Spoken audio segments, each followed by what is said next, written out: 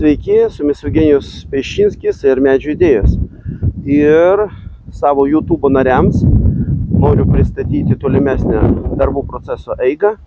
Vienu žodžiu, be jokių tokių gilių patikslinimų, nes jeigu norit visą išsamą informaciją apie šitą stogą, su montavimo, kaip ten padaryti, su hakais, aš visą tai duodu į Patreon kanalą, tai prašom prisirašykit Patreono, tapkit mūsų subscriberiais ir vienu žodžiu konsultuokitės, siūskit užklausas, visą tai atsakysim, parodysim, konsultuosim, o dabar tiesiog apeisim stogą.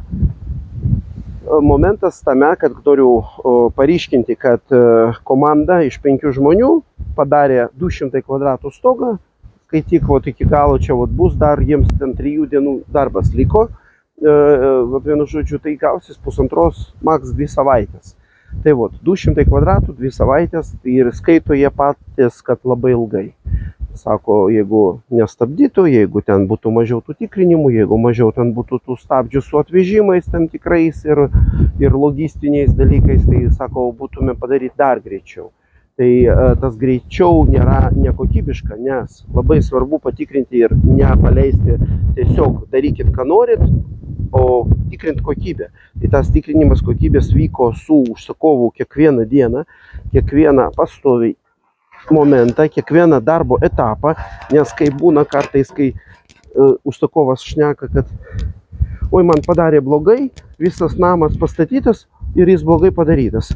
O gerai, o kur tu buvai tą laiką, kada tas namas buvo statomas, ilsėjasi, dirbai, ką darai? Samdytech priežiūrė, kuri pinigus tik valgo, bet nieko nedaro, 1500 į mėnesį, bet iš tikrųjų nieko nesupranta apie statybas. Dabar turėjau liūdną patirtį su viena tech priežiūra, tai netgi nesugeba suformuluoti savo nuomonės. Tai turėkite omeny, kad tech priežiūra nėra kokybės garantas visiškai, nes jie netgi apie reguliuojamas kolonas kalba, kad jos negali būti.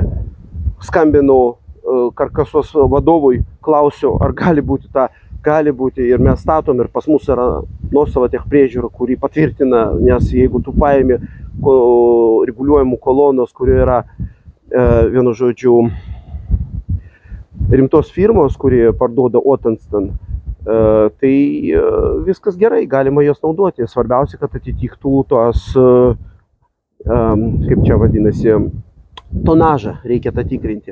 O žmonės visiškai tiesiog remiasi tuo, kad savo nuomonę. Nieko, jokių straipsnių, jokių STR, nieko nepateikinėja ir stabdo statybas. Gaunasi, kad vietoj 1 mėnesių gali 4 mėnesius daryti tą patį karkasą ir nieko nelaimėti. Taip kad čia tokie momentai. O čia tikrini, paduodi visas galimybės ir pats žmogus ateina, tikrina grėbestą, tikrina visą kokybę, tikrina varžtus, kur kas pirkta, beje, su nuolaidom, su visom.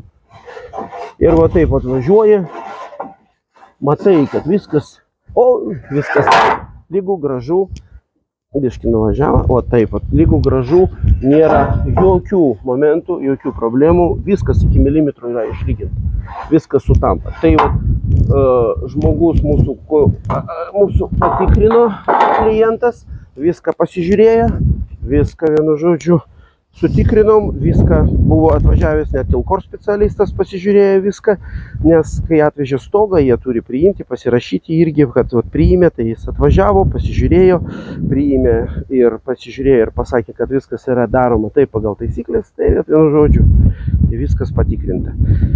Ir svarbiausia, ką noriu pateikti, kad nereikėjo čia jokių 4 mėnesių ar ten 2 mėnesių, prašau, 2 savaitės maks ir stogas yra 200 kvadratų. Tai tiek, su jumis buvo Eugenijus Peščinskis, Medžių idėjos, iki kitų kartų, ir numirokit mūsų kanalą, tapkit YouTube nariais, Patreon nariais ir laukiam pasiūlymų, kitų kartų, sėkmės jums, iki.